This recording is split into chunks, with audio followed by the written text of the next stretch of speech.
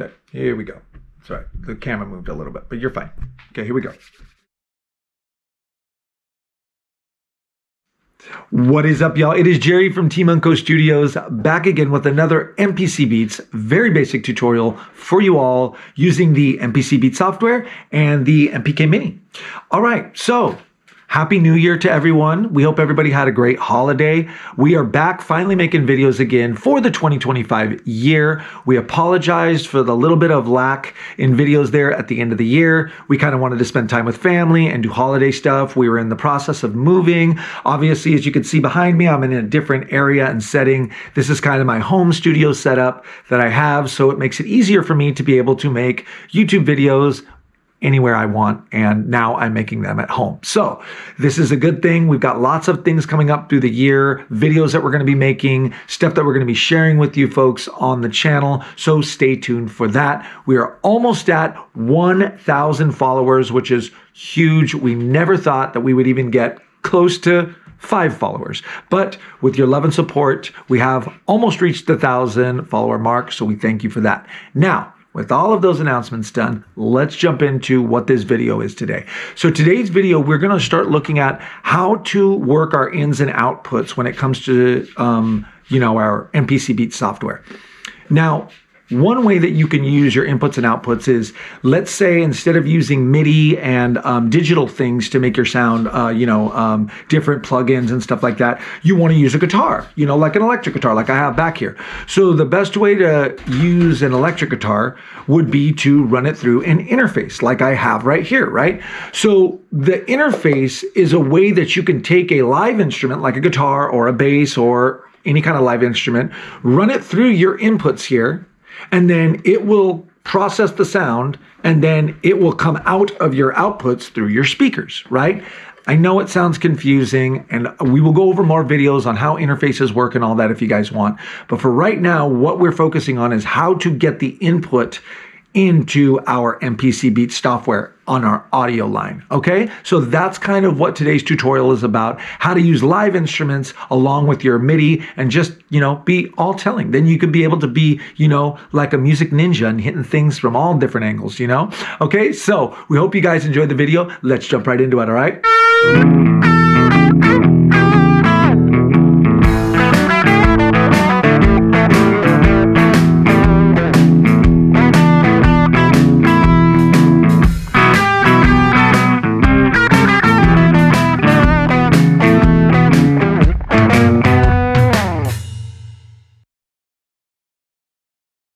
All right, y'all, we are back. So if you go ahead and take a little gaze onto the screen here, you will notice that I've just got a new program up here. I'm kind of on the audio side of this program right now. So I have gone over this in other tutorials. There's 2 different kind of menus for MPC Beats when it comes to creating music. There's an audio side, and then there's a MIDI side. It's kind of like 2 different chapters, I guess you could, well, not chapters, but 2 different pages, I guess you can say. So if you notice right now, I'm on the audio page here. And then if I click up where my mouse is here, this is the MIDI grid. Okay, so some DAWs have these integrated together, like for instance, the Studio One DAW I have. These are kind of all on the same timeline. This one has it on 2 different timelines, and it actually works really nice for this DAW to have it on 2 different timelines. So we're just going to focus on the audio side. Now, over here on the MIDI side, I've got a little drum thing kind of playing there that we're going to, kind of just play along to for the tutorial, okay? I do apologize for the audio, all right? I'm just playing through the KRK minis right here, just because I didn't have time to set up, a microphone and all that. But we will work on the audio and make it nice for you guys in the future. But right now, the tutorial is not about the sound. It's about the functions and how to get inputs into our audio timeline. So if I go back to my audio here, you'll notice I don't have anything in here, okay? I'm only working with 2 bars here, all right? And you'll notice when I come back and forth between my MIDI and my audio, this little inspector guy here where my arrow is changes. So I'm on MIDI now, boom. If I go to audio, all this digital stuff disappears, and I'm kind of just left with these 2 faders here and, kind of just my information about what audio track I'm on, okay? So First thing that we're going to want to do when we're taking live instruments through our interface is we want to make sure that our interface is connected to the software. How do we do that? If you've seen in other tutorials that I have, if you navigate up to the top of your screen there, and you'll notice the little pop down, it's not where my file thing is here, not in this, but if you hit the top of the screen where it says MPC Beats there, and you go down to settings, this brings up all of your preferences right here, okay? So all we're looking for is to make sure that the audio device is set to our Scarlett 2i2 USB in and out there. And you see, there's my outs, there's my in, there's the little test guy, shows that we're running solid, okay? So we can go ahead and close that. Like 99% of the problems that I run across when people are going, oh, I can't hear anything coming through, the interface is not in the preferences connected to the actual software that you're working with, all right? Now with Mac, most Focusrites and some other, interfaces, they directly connect. You don't need a driver for them or whatever. So I have mine connected now to this, and sometimes if I just plug my guitar in there, I don't need a DAW up. My guitar will just play because I'm using this as my defaulted, interface for my whole system, for my Mac, for my playback, my headphones, all of that stuff, okay? So just a little bit of a side note there for how interfaces work, all right? But let's go ahead and get back to our screen here and figure out how we can get a guitar sound in here. Now, if you notice on my audio 1 here, which is where I'm at, okay, I have nothing coming through. I'm playing my guitar. You can see I've got my beautiful guitar, Lysianthus, with me here, and I'm playing, and I've got nothing coming through my audio track here, okay? So the first thing we're gonna wanna do is we wanna arm the track, okay? We're gonna get the track ready to record, all right? In order to do that, we're gonna hit this little guy here, and now I should see audio coming through if I have everything hooked up right. Okay, so I've got audio coming through now, but the problem with my audio is that I've only got it coming through one side, which in this case happens to be the left, okay? The reason why that is because if you look here, and I'm gonna go ahead and zoom in for you guys, if you look right at this section here, you'll notice I have audio inputs 1 and 2, and my outputs are 1 and 2. Now let's start with outputs. My outputs are 1 and 2, and I want them set to 1 and 2. I want my 1 and 2 to be the 1 and 2 coming out of my back of my Focusrite, okay? So when I showed you the back of the Focusrite there, my left and my right are what are running to my KRK minis here, okay? So that's what's coming out. Anything that I put in my DAW, I'm gonna be able to hear it through my speakers because it's running out of the back. And out of the back, I have it set to outputs 1 and 2 right now. Now, if I had a bigger interface with more outputs on the back, I can choose to have my speakers come out of any one of these stereo outputs here. But for now, I just have them coming out of 1 and 2.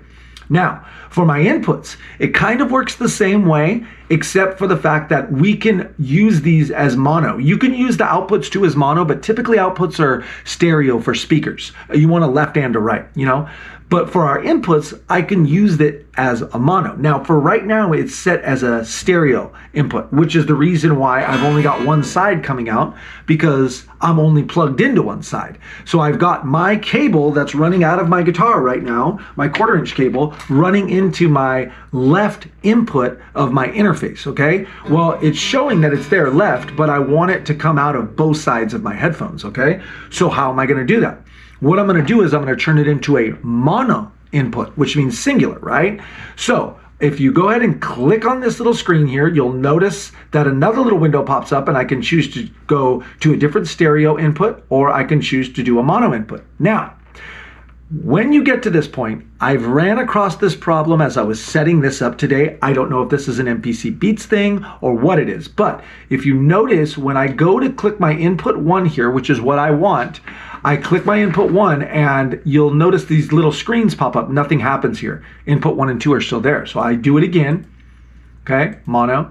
And again, we still have kind of the same problem here. I don't know what that is. I don't know why it is. I'm not exactly sure if it's an MPC Beats thing or if it's a My Computer thing. I don't know. But the best part about the audio world is everything has a workaround. So the way I worked around this little issue here, glitch if you want to call it, is I just went to my inputs, I went to mono, and I just chose one of these higher numbers here. So let's just say 17, okay? Then I went back to my inputs again, back to mono, and you'll notice now my input 1 is pulled down away from this stuff up here, okay? So now if I hit input 1 and I play my guitar, now I've got my left and my right both feeding through my fader there, my track at the same time, okay? They're both coming up and down at the same time there, all right? And that's what we're looking for, okay? We're looking for a mono signal to come through here. Now, let's go ahead and make sure that I've got an actual signal coming through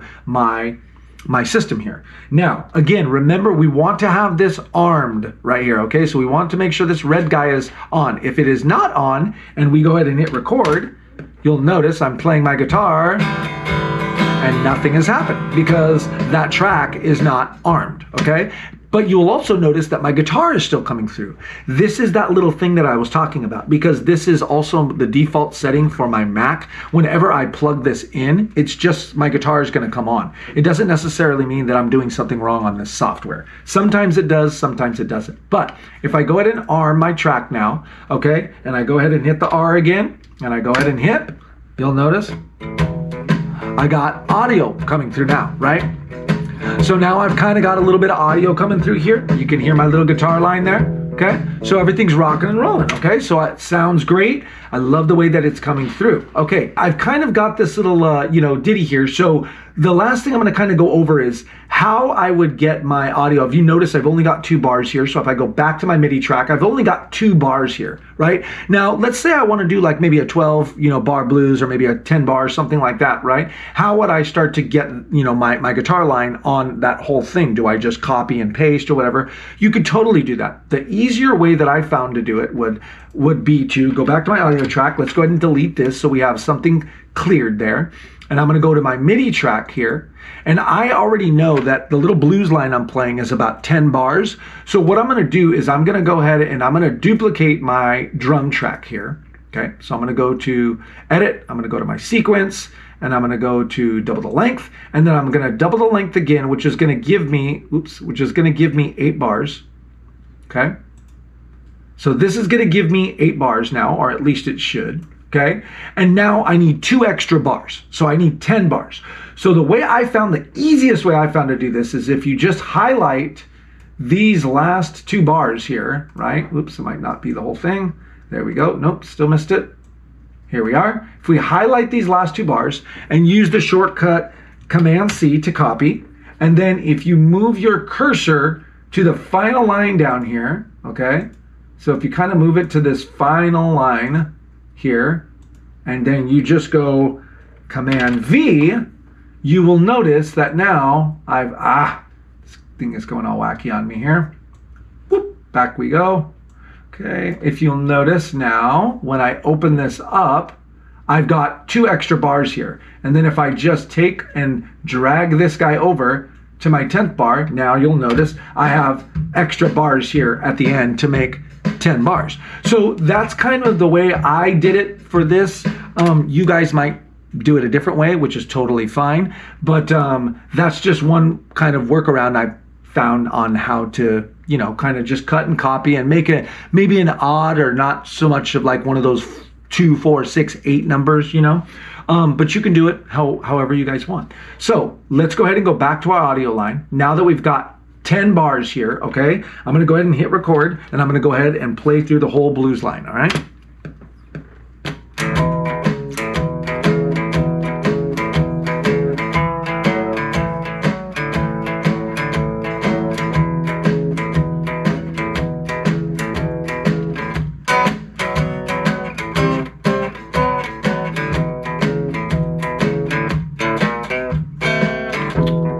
So if you notice, I've got the whole line there now, right? I've got about, 10 bars or so there of audio. I did notice something kind of a little skippy here at the end. If you notice there, I didn't get quite all of it there, but again, it's just an example for a tutorial here. So now if I go ahead and I play back,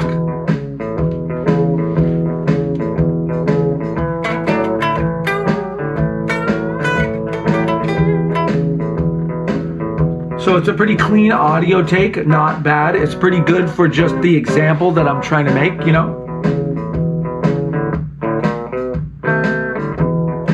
Okay, so it's kind of a little bit jumpy there at the end, but that's not anything that is not fixable when you get into the editing and mixing process. Again, like I said, this is just an example. Now, a couple of things before I let you guys go on this video that you do want to keep in mind. One thing you want to keep in mind is audio volume. So you want to make sure that your input volume that is coming into your meters here, so if you'll notice, I'm about at a -9 there. You want to make sure that you're playing at a reasonably low to mid volume, okay? You don't want to be super high and super peaky. You definitely don't want to be clipping, okay? Because the whole point is that with audio, as you start your mixing process and you start getting into mastering, and even before that, your audio starts to get louder and louder and louder and louder. And then the mastering process is the actual process of adding volume to everything. So starting at a level where you're in between maybe, let's say -20 to -12, somewhere in there, is a pretty good area where you want any kind of tracks you're taking, bass, guitar, anything like that. Again, you know, it's teach their own. Like, you could do different things. This is just in this scenario and things that I've ran across as a, you know, kind of a mixing engineer. Lower volumes are always easier. You can always bring a volume up. It's much harder to bring a volume down. Okay, so I hope you guys and gals enjoyed the video. All right, and lastly, I just wanted to mention a huge thank you to my awesome and beautiful son, Enoch here, who is going to be helping us this year with some of the filming and some of the editing. And, you know, like we always say, start him young, right? Yes. All right, and to everybody out there, peace and love from all of us at Team Unco Studios, and we'll see you all on the next video, okay? You want to punch the camera? Bye. Go ahead.